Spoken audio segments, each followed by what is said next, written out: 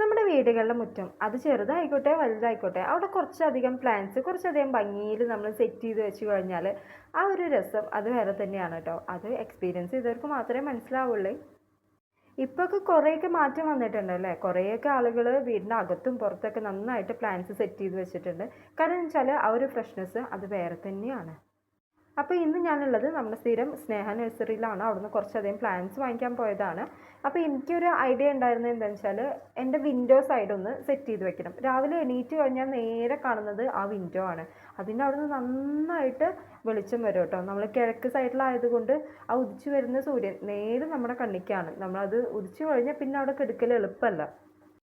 അപ്പോൾ എന്താ ഈ ഒരു സൈഡിൽ കുറച്ച് പ്ലാന്റ്സ് വെക്കാനുള്ള ഒരു പ്ലാനിൽ ഞാൻ എത്തി.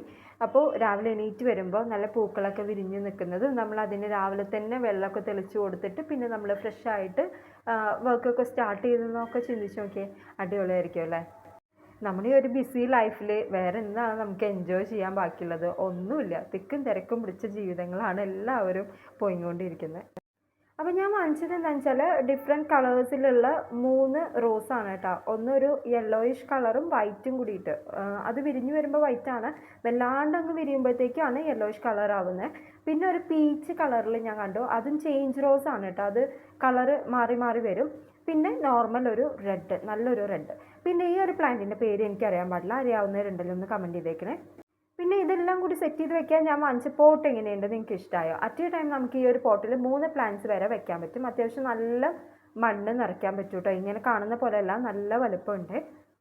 ഒരു പോട്ടിന് നോർമലി നമുക്ക് റേറ്റ് ഒക്കെ വരുന്നത് 70 രൂപ 80 രൂപയ്ക്കാണ് സാധാരണ ഒരു പോട്ടിന് വരുന്നത്. ഇപ്പോൾ ആ സൈഡിലിരിക്കുന്ന ആ നീളം കൂടിയ ഒരു പോട്ടൊക്കെ ഉണ്ടല്ലോ, അതൊക്കെ 150 200 റേറ്റ്. അപ്പോൾ ആ ഒരു റേറ്റ് വെച്ച് നോക്കുമ്പോൾ ഈ പോട്ടുകൾ നമുക്ക് ഒത്തിരി ലാഭമാണ് കേട്ടോ. കാരണം ഒരു പോട്ടിൽ 3 വെക്കാൻ പറ്റുന്നത്. ഇതിൻ്റെ റേറ്റ് വന്നിട്ട് നമുക്ക് 65 രൂപയായിരുന്നു കേട്ടോ. അപ്പോൾ അങ്ങനെ ഞാൻ എല്ലാം ആ ഒരു സെറ്റോട് കൂടി തന്നെ വെച്ചിട്ടുണ്ട്. മണ്ണൊന്നും ഇളക്കി കളയുന്നില്ല, കാരണം ഓൾറെഡി വേര് പിടിച്ചിട്ടുള്ള പ്ലാന്റ് ആണ്. പിന്നെ നമ്മൾ മണ്ണ് ഇളക്കി കഴിഞ്ഞാൽ അതിന് ഭയങ്കരമായിട്ട് ചിലപ്പം നശിച്ചു പോകാൻ ചാൻസ് ഉണ്ട്. അപ്പോൾ ആ മണ്ണോട് കൂടി വെച്ചിട്ട് പിന്നെ നമ്മൾ എക്സ്ട്രാ മണ്ണ് ആഡ് ചെയ്ത് കൊടുക്കുകയാണ് ചെയ്തത്. നമുക്ക് ഈ റോസ് ആണെങ്കിലും ഇത്രയും പെട്ടെന്ന് വേര് പിടിക്കാൻ പറ്റുന്ന ഏറ്റവും നല്ലൊരു വഴി എന്ന് പറയുന്നത് മണൽ കൂട്ടി മിക്സ് ചെയ്തിട്ട് വെക്കുന്നതാണ്. മണലിൽ വെക്കുമ്പോൾ പെട്ടെന്ന് വേര് പിടിക്കും കേട്ടോ റോസിനൊക്കെ. പിന്നെ ഈ ഒരു ടൈം എന്ന് പറയുന്നത് നമുക്ക് പ്ലാന്റ് റീപോർട്ട് ചെയ്യാനും പ്രൊപ്പഗേറ്റ് ചെയ്തെടുക്കാനും വേണ്ടിയിട്ട് ഏറ്റവും ബെസ്റ്റ് ടൈമാണ്. നമുക്ക് ഒക്ടോബർ നവംബർ അല്ലെങ്കിൽ ലാസ്റ്റ് വരുന്ന നവംബർ ഡിസംബർ മാസങ്ങളിലൊക്കെ നമ്മൾ പ്ലാന്റ്സ് റീപോർട്ട് ചെയ്ത് കഴിഞ്ഞാൽ അത്യാവശ്യം വെയിലുണ്ടാവും, ചെറിയൊരു മഴക്കോളും, അതേപോലെ തന്നെ തെറിച്ച വെയിലായിരിക്കില്ല. അപ്പോൾ ആ ഒരു സമയത്ത് നമ്മൾ റീപോർട്ട് ചെയ്ത് കഴിഞ്ഞാൽ പ്ലാന്റ്സ് ഒക്കെ നന്നായിട്ട് ഉണ്ടാവാനുള്ള ചാൻസ് കൂടുതലാണ്. പിന്നെ നമ്മൾ റോസ് ഏറ്റവും കൂടുതൽ പൂവ് ഇടാനും കായ ഇടാനും ഒക്കെ നമുക്ക് വേണ്ട ഹെൽപ്ഫുൾ ആയിട്ടുള്ള ഒരു കാര്യം എന്ന് പറയുന്നത് നമ്മൾ മുട്ടത്തോടും ചകിരി നാരും കൂടി മിക്സ് ചെയ്തിട്ട് പൊടിച്ചിട്ട് ഇട്ട് കൊടുക്കുക. വൺസ് ഇൻ എ മന്ത് മതി. നമ്മൾ അങ്ങനെ ഇട്ട് കൊടുത്താൽ പെട്ടെന്ന് കായ്കളും പൂകളൊക്കെ ഉണ്ടാവും കേട്ടോ. നമ്മളെ മുന്നത്തെ വീഡിയോയിൽ കണ്ടാൽ അറിയാം. ഈ ഒരു പ്ലാന്റ് നിങ്ങൾ നോക്കണ്ട, മുന്നത്തെ വീഡിയോസിൽ ഞാനിത് ഷെയർ ചെയ്തിട്ടുണ്ട്. നമ്മുടെ റോസ് പ്രൊപ്പഗേറ്റ് ചെയ്തെടുക്കാനും നല്ല പൂക്കൾ ഉണ്ടാവാനുള്ള ടിപ്സും ട്രിക്സൊക്കെ ഞാൻ ഡിസ്ക്രിപ്ഷനിൽ ലിങ്ക് ആഡ് ചെയ്യാമേ, താല്പര്യമുള്ളവർ കണ്ടു നോക്കാം. ചില വീടുകളിൽ റോസ് വെക്കുന്ന സമയത്ത് ഉണങ്ങി പോവാറും അങ്ങനെയൊക്കെ ഉണ്ട്. എന്നുവെച്ചാൽ വേര് പിടിച്ച് കിട്ടാൻ ഒത്തിരി ബുദ്ധിമുട്ടാണ്. അപ്പോൾ നമ്മൾ ചെയ്യേണ്ട കാര്യം എന്ന് പറഞ്ഞാൽ ഇങ്ങനെ എന്തെങ്കിലും മിക്സ് ചെയ്തിട്ട് നമ്മൾ മണ്ണിട്ട് കൊടുക്കുക, മണൽ ആഡ് ചെയ്തിട്ട് ഇട്ട് കൊടുക്കുക. അതേപോലെ തന്നെ ഉള്ളിത്തോല് ഉണ്ടല്ലോ, അതിൻ്റെ വെള്ളം നമ്മൾ സ്പ്രേ ചെയ്ത് കൊടുത്താലും വളരെ യൂസ്ഫുള്ളാണ് കേട്ടോ.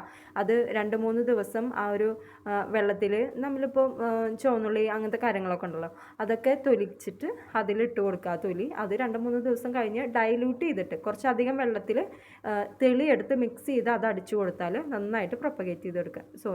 നന്നായിട്ട് പൂക്കൾ ഉണ്ടാക്കാൻ വേണ്ടിയിട്ട് പറ്റും കേട്ടോ. അപ്പോൾ ഇതാ രാവിലെ എണീറ്റിട്ടുള്ള ഒരു വൈബാണ്. ഞാൻ ഭയങ്കര എക്സൈറ്റഡ് ആയിരുന്നു. നാളെ രാവിലെ എണീറ്റിട്ട് എങ്ങനെയാണ് ഈ ഒരു വ്യൂ എന്നുള്ളത്. ആ റോസ് ഒന്നും കൂടി വിരിഞ്ഞിട്ട് നല്ല ഭംഗിയായിരുന്നു കേട്ടോ കാണാൻ. ആ മൊട്ടുകളൊക്കെ വിരിഞ്ഞ് വരുന്നുണ്ട്. ഇതാ രാവിലെ ഒരു 6 മണി ആ ഒരു സമയമാണ്. നന്നായിട്ട് വെയിലൊക്കെ ഉദിച്ച് വരുന്നുണ്ട്. അപ്പോൾ ഞാൻ കുറച്ച് ലൈറ്റിങ്സും കാര്യങ്ങളൊക്കെ സെറ്റ് ചെയ്ത് കൊടുത്തിട്ടുണ്ട് കേട്ടോ.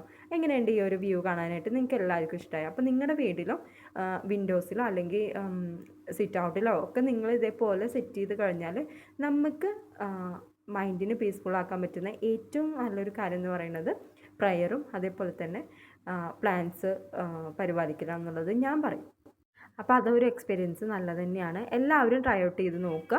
ഇന്നത്തെ എൻ്റെ ഒരു ദിവസം എന്ന് പറയുന്നത് വളരെ പീസ്ഫുള്ളായിരുന്നു. അപ്പോൾ എല്ലാവർക്കും നെക്സ്റ്റ് വീഡിയോയിൽ കാണുന്നതായിരിക്കും. Take care.